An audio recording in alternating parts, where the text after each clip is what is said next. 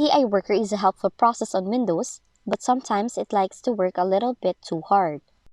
So to fix it, first is you have to run the Windows Update Troubleshooter. Do it by opening Settings, click Troubleshoot, choose Other Troubleshooter, locate Windows Update, and click the Run option, and this should detect and fix any errors that are causing TiWorker.exe to take up too much CPU usage. You can also run the System Maintenance Troubleshooter by opening Run, type in the following command, press Enter, click Advanced, check this checkbox, click Run as an admin, then click Next, and follow the on-screen instructions to complete the process.